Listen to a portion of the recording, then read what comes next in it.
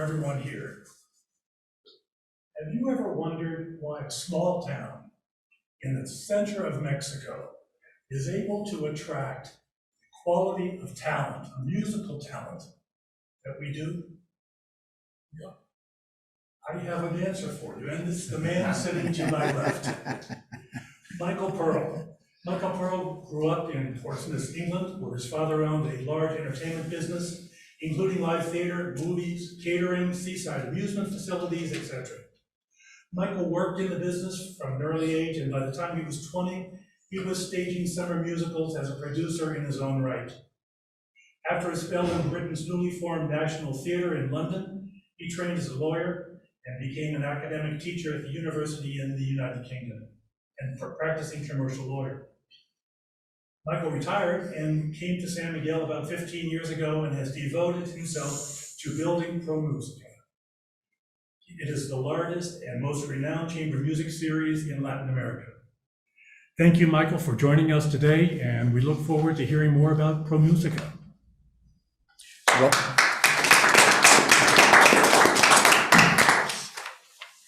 Ron, thank you very much for that excellent and comprehensive introduction. It leaves me with nothing to say.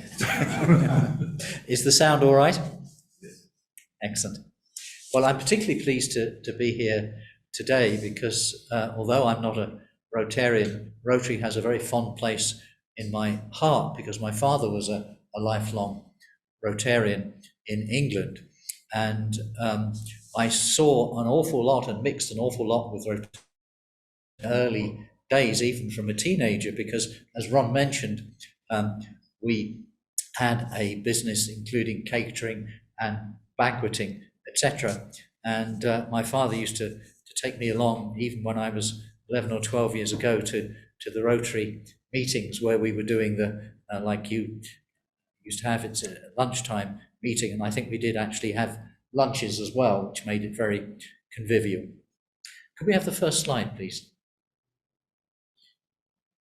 So in case any of you don't know, I'm Michael Pearl, president of Pro Musica, and so it's because of my father's business that I got into the entertainment business, and I was used, not at that time, to classical music, but my whole days were spent meeting the wonderful pop groups in the 1960s in England, the Beatles, the Hollies, the Rolling Stones, the Moody Blues, the Animals, because they all came to play at my father's dance halls, clubs, nightclubs, etc.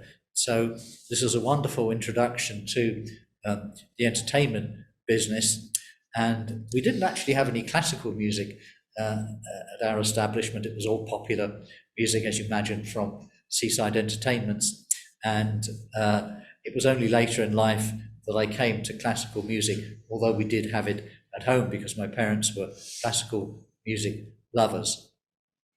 So as Ron said, I put on my first summer musical at age 20. Next slide, please. And there it is from I think, about more than 50 years ago now, old-time musical, very English, all the old songs from dating back to Victorian times, the Boer War, the First World War. You'd be familiar with many of them. It was quite an interesting introduction to the world of entertainment, being an impresario for the first time. I remember our organist there, Mr. John Guy, you can see his name in blue low down, and he was gay, and he hated all the chorus girls, so whenever they were dancing, just to make a nuisance of himself and make life difficult for them, he used to speed up the tempo so they had to dance faster and faster. But that was when I was 21 and just fleeing the nest, so I went off to London to make my fortune, or at least to get my experience. Next slide, please.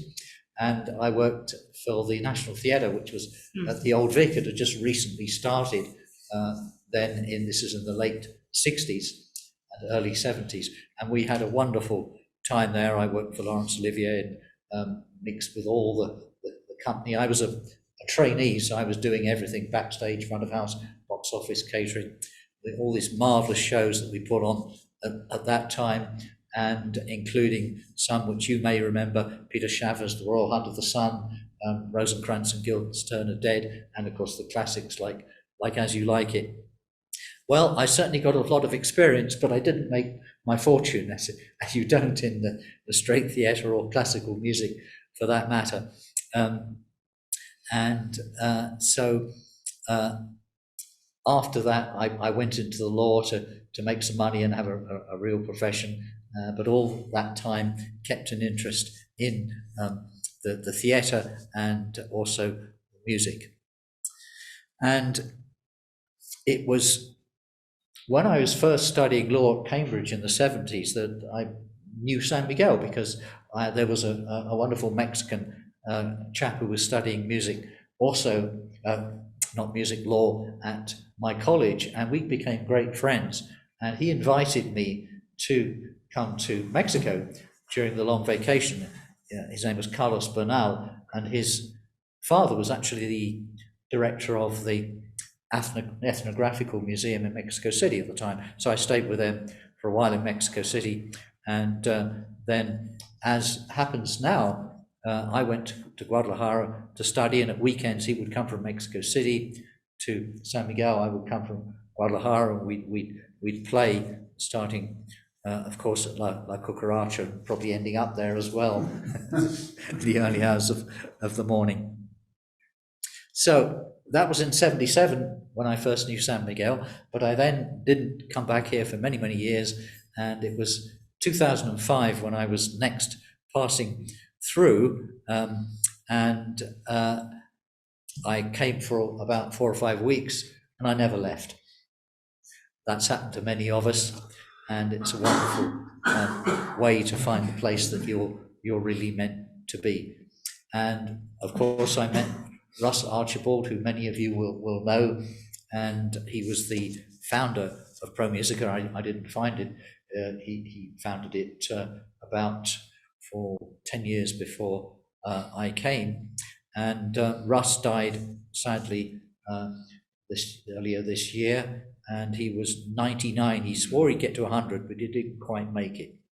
So, the way Russ worked was that you bump into somebody at Hardeen, and he says, "Oh, what do you do?" This, that, and the other.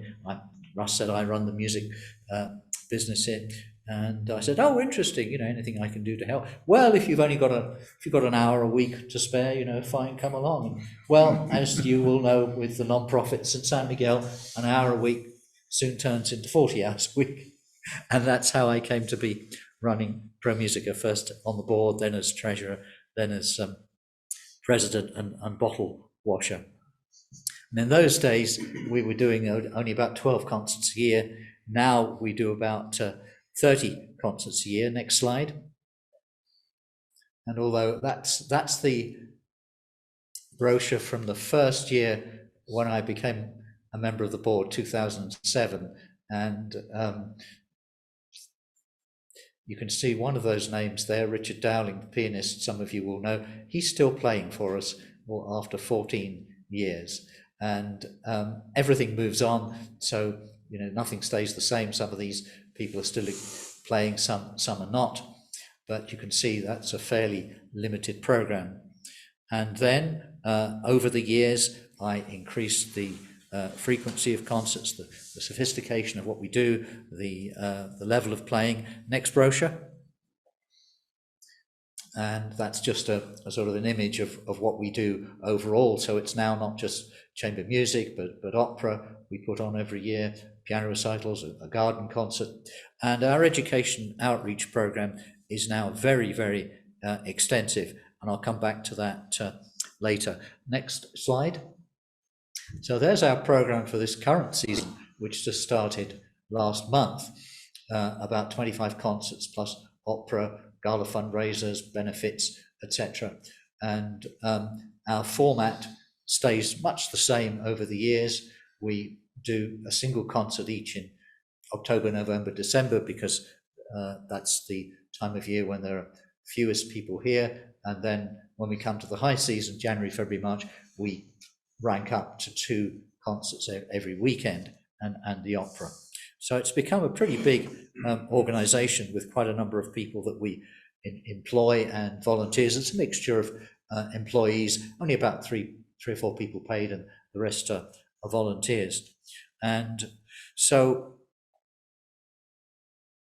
the economics of classical music are not very commercial. There are, large scale around the world, large scale entities that do make money. For example, the famous impresario in England, Victor Hochhauser, who was always bringing for example, the Russian ballet and the Russian symphony orchestras, and they were commercial, and they're done in venues like the Royal Albert Hall, which seats 5,000 people, or outdoor concerts. That way you can make money. But 95% of the classical music that's put on an opera, of course, is non-profit and needs great subsidy. One of the things that is very special in San Miguel is that it's not just about putting on classical concerts. You all know here that it's a very social town. And so we have a cocktail party or a supper for our patrons after nearly every concert. And that's really what greases the wheels and makes it go round, because people love socializing and networking, and also seeing the inside of other people's homes for the cocktails, etc. And so that's the way that we make it work. So one of the things that is really difficult to put on is large-scale opera and concerts, because chamber music, that's string quartets, a piano and cello duo, a piano trio, perhaps with violin, cello, and piano. You pay them a fee, they come and play, and they do their rehearsing wherever they are, whether they're in Cleveland or Los Angeles or Tokyo. But the thing about orchestras and opera is that you don't just pay them for the performances, you have to pay them for the rehearsals as well, and it's essentially the same rate as the performances. So, for example, of a symphony concert, you might have 3 or 4 rehearsals for one concert. So effectively, that means that you've got 5 lots of fees to pay, and this is the reason it's very expensive. And I'd love to bring more orchestras to San Miguel. I've brought the Guanajuato Symphony here twice at the Angela Peralta Theatre. Very successful, but of course it lost a lot of money. And I've been trying to get them back since, but it has to be said they are rather disorganized. And it's the same with opera. We've put on an opera every year for 10 years. It's a very expensive business, but I think it's really important that these large-scale events do come to San Miguel, because we're a world-famous city, particularly now for the arts. It was the plastic arts painting that originally started off the larger gringo community here. And I think San Miguel is really, if you like, transmogrified into a capital of theatre and music, and perhaps the painting, or at least the painters, a little bit less than it used to be, although there's plenty of art for sale. So when you're putting on classical music, mainly chamber music, around the world, in most countries, in the US, Europe, etc., the box office only produces about 40% of the revenue of the cost. The other 60% has to come from somewhere else. Typically in the US and the UK, this would be from sponsors. Not so much in the mainland European countries like Germany, Italy, where you have this great tradition of subsidizing the arts by the state, and that's still very strong, which is why Italy and Germany, for example, have so many opera houses, and we don't so much in the UK or the US. So in Mexico, this is a problem, because here there isn't a tradition amongst Mexicans in the main.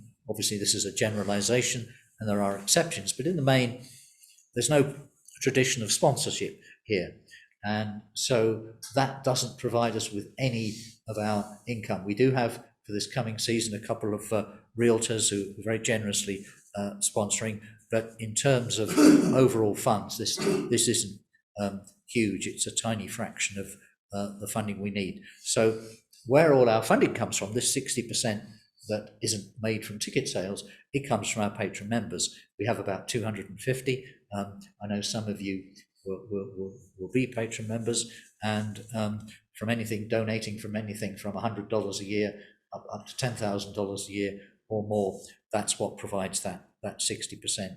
And we have a wonderful program of benefits for our members, because obviously with most non-profits in San Miguel, you're giving money for a good cause, whether it's Feed the Hungry, Ojalá Niños, or whatever, and what you get out of that is the satisfaction that you're helping people. What Pro Musica does is it gives a whole package of benefits, including free tickets, invitations to these cocktail parties and dinners that I was mentioning after the concerts, etc., reserved seats, depending how much you give. Obviously, the more you give, the more you get, as it were. And it's also those donations which help to fund our extensive education outreach programs. And those programs fall into three categories. First of all, we have our Pro Musica Youth Orchestra, about 30 to 40 players. And of course, these programs have all been suspended for the last 18 months, but we've now started rehearsals again of the youth orchestra, and we're having our first concert on the 12th of December with them.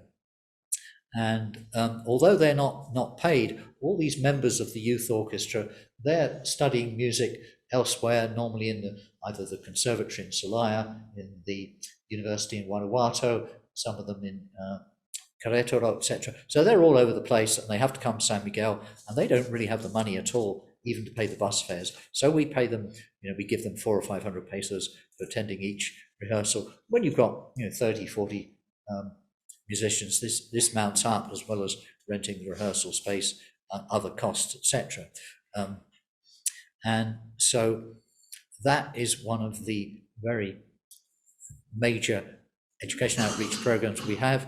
Another program which we've just restarted, it was our original education outreach program started by Tim Hazel, who sadly died, as many of you know, and about 10 years ago, called Rhythm, Rhyme and Reason. And this teaches the basics of music and, as the title says, rhythm, to kids in primaria schools, sort of about 6 to 10 years old.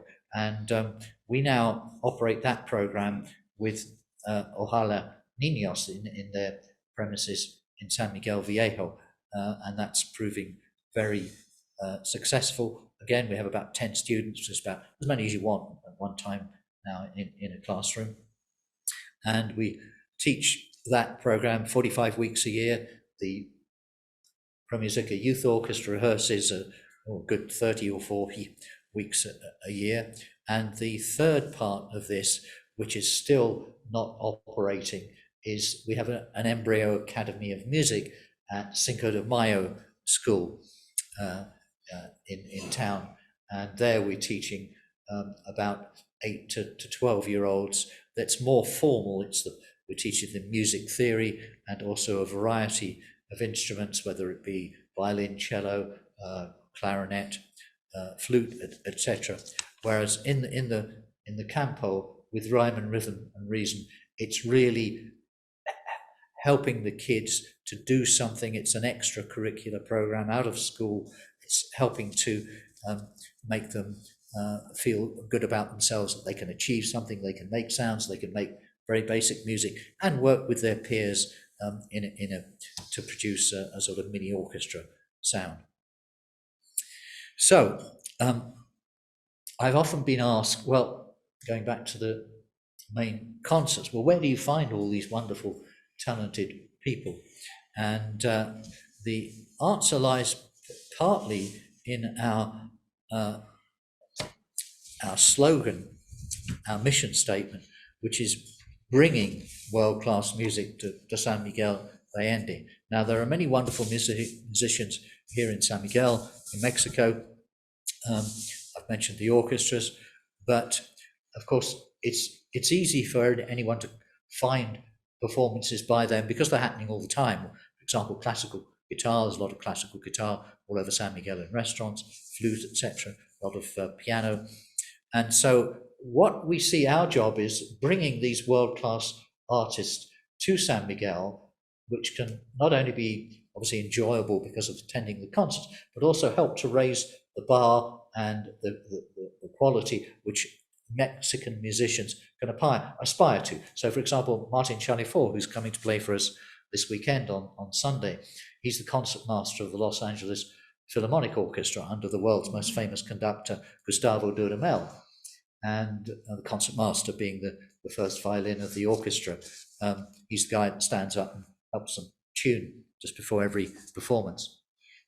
And Martin's going to be given a master class on Saturday for our violinists from the Pro Musica Youth Orchestra. So it's in this way that we leverage this world-class talent that we can afford to bring down here because of our member subscriptions to reach out to the wider community, those who are interested in becoming musicians, and help to inspire them and raise the standard. Now, how do I find these people?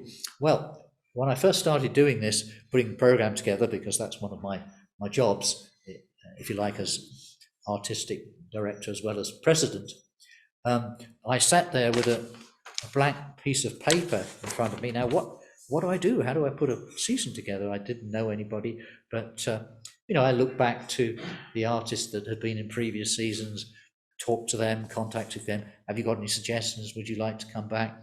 And after 14 years, I'm pretty good at this now. I don't start off with a blank piece of paper. And the way that I choose musicians is that existing musicians who come to San Miguel will often recommend other musicians to me. That's a prime source of finding who's good, because musicians are actually quite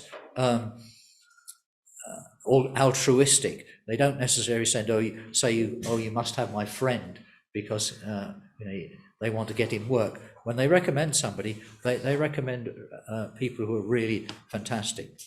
Martin Chalifour actually came through a different channel because he was recommended by the rector at St. Paul's Church, where we have our nearly all our concerts, Father George, and he knew him in Los Angeles, where Father George was a priest, and of course, with that position he has, concertmaster of the LA Philharmonic, it's beyond doubt that he's an amazing musician. But nevertheless, I watch videos of every potential artist. Interestingly enough, musicians are always saying to me, can I send you a CD? And I say, no, don't send me any CDs. The reason is that you can't really tell what an artist is truly like just by listening to a recording, because particularly these days, body language is all important. And in the old days, musicians would just go up on the stage, play their concert, go off again, bow to you. Now, the audience do want to be communicated with verbally as well. So I encourage the musicians to talk to the audience. And also about the body language, it's not just when they're talking, because you can have world-class musicians who play, they're technically brilliant, but they don't have any, what I might call, what we call, they don't have a voice. They don't have an individual way of playing that is telling us something about the music. It's all just about technically playing those notes. So that's what I'm looking for. I'm looking for that extra bit of voice and personality through the music. And that's why I want to see videos of them and not just the CDs. And of course, today with YouTube and other channels, that's pretty easy to do. So finding people is a question of our patron members often letting me know they've heard somebody, perhaps they went to a summer festival when they were in the US or Canada in the summer. They mentioned, wouldn't so-and-so be wonderful in San Miguel? Recommendations, other musicians mentioning, and of course I deal a lot with agents as well, and sometimes directly with the musicians, sometimes through agents, and the agents are pretty good at recommending. But at the end of the day, it's my job to make the decision. What would make the audience happy? What would work here? Because not everything works here. As I mentioned, if you get the technically brilliant, particularly young and upcoming artists, who we tend to have quite a lot of before they get too expensive and their careers have taken off. And we don't want these technically brilliant artists that the music schools are churning out. There are far more musicians coming out of the artists, almost world-class musicians who are never going to find work as artists performing. They're going to go into teaching, etc., or whatever, because there are far too many musicians than we have concerts around worldwide to be able to satisfy the demand. So, why do artists come to San Miguel at somewhat lower fees? I mean, we pay pretty reasonable fees, but less than they could earn in the States or the US or Canada and Europe. There's several answers to that. One of the most important answers is that, as San Miguel is, as we know, a magical town, and that extends over into the music. We have wonderful audiences. Our audiences, everything we do is on a small scale. The average audience at San Miguel pre-pandemic, about 180 people. It's close up and personal to the musicians. There's a wonderful acoustic there. We have a marvelous Steinway D grand piano, probably the best piano in Mexico. And so the artists really appreciate playing for an audience that is not just attentive, but they listen, they take it in, and they're very responsive with their applause, etc., and they're interested. And so that's different from the average concert on a larger scale. And also, as I say, we encourage the artists to interact with the audience, talk to the audience. And these cocktail parties and dinners I mentioned after the concerts, this is key to forming a bond with the musician, the audience, the patrons, and the host's home that they're going to. And also, all our musicians normally stay in our patrons' homes rather than hotels. So this is a completely different experience for a musician. Most of the time, when they're touring, they're going to go to a city. They probably don't know the city, wherever it is, and they're going to stay in a hotel.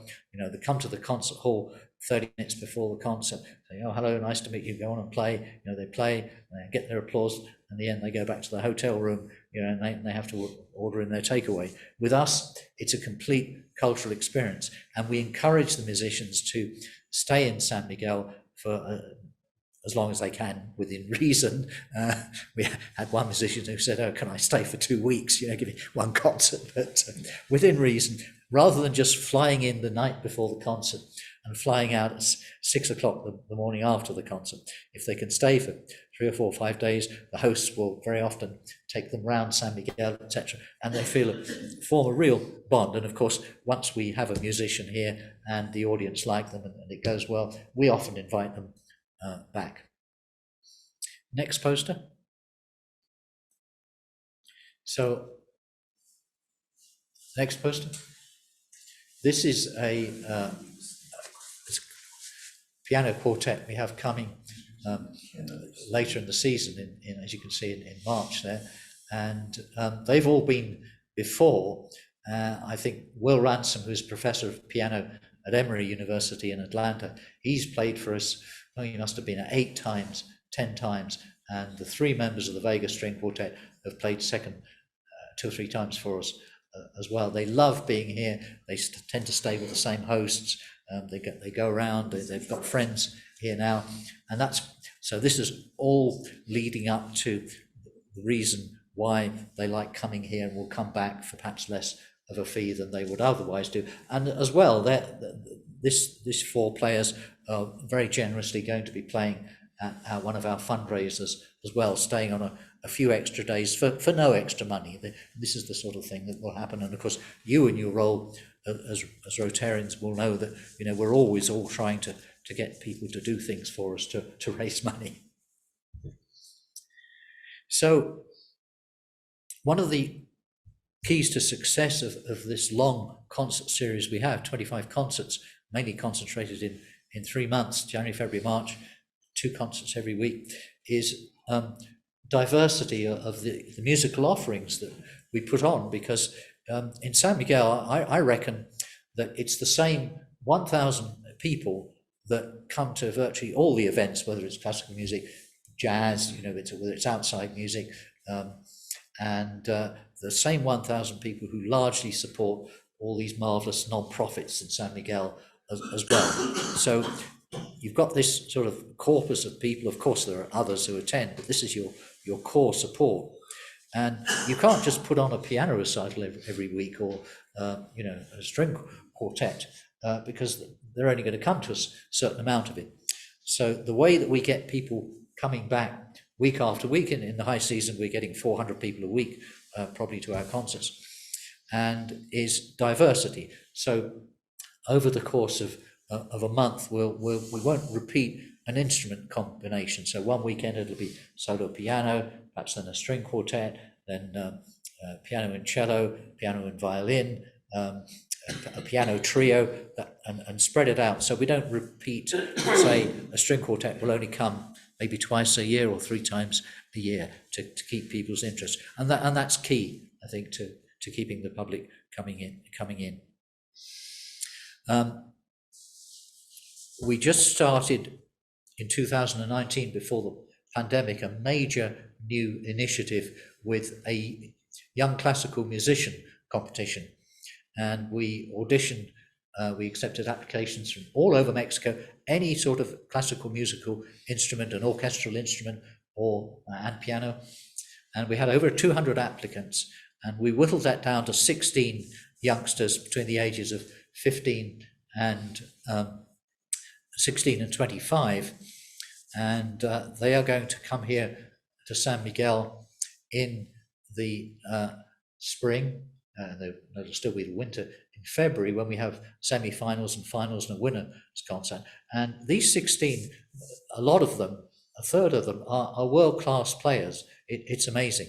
And so we'll be awarding a total of 400,000 pesos in prizes, which was donated to us by a US foundation. Otherwise, we wouldn't be able to afford that level of prize money.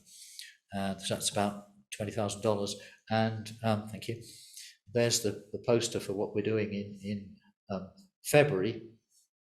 And we have some distinguished judges. 3 judges. One is a violinist, academic and teacher and performer. One is a woodwind player, and the other one is a pianist.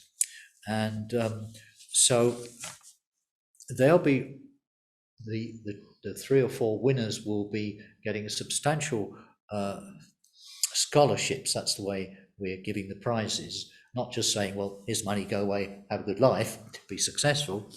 But we're saying to them, right, this money is to be used to help your careers, and we're going to not only, with our agreement and your suggestion as to how this money can be used, going to master classes in the States, summer schools, etc., finding new teachers, possibly even buying an instrument, and also continuing to mentor them, because we obviously have a large number of musicians who know us and love us and are willing to help.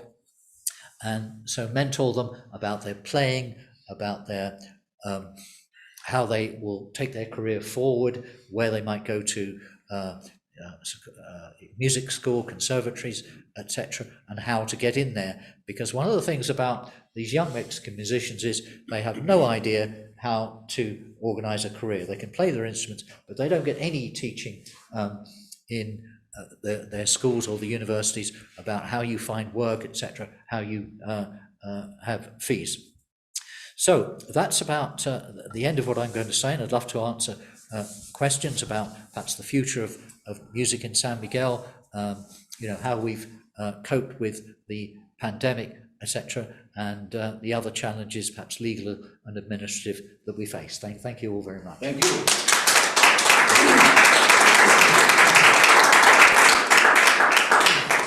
I hope everybody can hear me. If anybody has any questions for Michael, speak up. Michael, I have one question. What would it take to get an entire symphony orchestra here?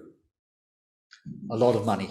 Yeah, a lot of money. But what is that? How much is that? Well, you know, as I was saying, to me, the beauty of San Miguel is doing things on a small scale. And, you know, I don't want to bring a symphony orchestra here and sort of have a concert for 2,000 or 3,000 people. It's not what we do. But when we brought the Guanajuato Symphony to the Angela Peralta Theatre, the full orchestra, it's about 100 players, and believe it or not, we did get the whole 100 players on the stage at the Peralta, and for those of you that know it, that was quite an achievement. They were sitting off in the wings and everywhere. So we had 100 players and 250 people in the audience. So it's obviously not an economic proposition. And the only way that worked was that the Guanajuato Symphony, of course we're in the state of Guanajuato, they do have a mission to go out and play music beyond Guanajuato. So they're all salaried, and I was able to get them at a very reasonable rate, just essentially, you know, covering their per diems of 100,000 pesos a day or something. So there's your 100, 150,000 pesos. Whereas normally to bring a symphony orchestra like that, you know, you'd be talking 2 million pesos if you had to pay a commercial fee for it. So you can see the difficulty of bringing an orchestra. Gary, here. you have a question? Yeah, question. You mentioned hosts. Do the musicians stay with families or do they stay in hotels? I'll face the front, so I'm looking at the cameras still. They stay with hosts, and so we have a roster of hosts, and of course we're always looking for more. Typically they'll stay for 3-4 days. We say stay at a minimum of 5 because, you know, like fresh fish, guests after 3 or 4 days go off. I guess it depends on the instrument they play too. That's very true. A tuba player in my house. Yes, that's right. You're not going to have happy neighbors, no. Well, that's part of the draw then, isn't it? That you get to really get into San Miguel. Definitely. We try not to put too much of a burden on the hosts. We just say to them, you know, well, a private room with private bathroom, and perhaps you could give them a little bit of breakfast. But a lot of the hosts become very enthusiastic and friendly with the musicians, and they take them round, etc. They even go visit them in the States, go to their concerts in the States or Canada. And so that works really well. But it's quite a business. You can imagine when we have the opera here, we have about 30 people here for the opera, not the musicians. We put the musicians, the orchestra for the opera in hotels because that's 30, wouldn't work, but the singers and the backstage staff, etc., who can be 10, 15 people, all staying with hosts. So for example, Martin Chalifour this weekend, he's staying with Father George in the rectory, and it adds a special dimension. You're quite right about that. Any other questions? Anybody here? How about out there in Zoom land? I don't think we see anybody out there. All right, very good. Michael, I really appreciate you being here today. Thank you. My pleasure. Very interesting. And I think we have an appreciation certificate for you that we will email to you. And I think we'll get it up here on the big screen. There it is. Midday Rotary Club of San Miguel de Allende presents this certificate of appreciation to Michael Pearl for your presentation to our club. We will make a donation of 10 polio immunizations made in your honor to Rotary's End Polio Now campaign. That's wonderful. Thank you for being here. Good luck.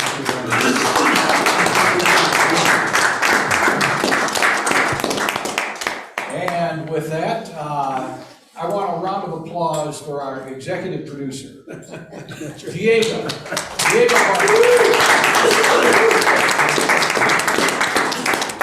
Diego does a heck of a job keeping this thing rolling, and with our hybrid meetings, I think it's a world-class production. Diego, you do a great job. With that, next week.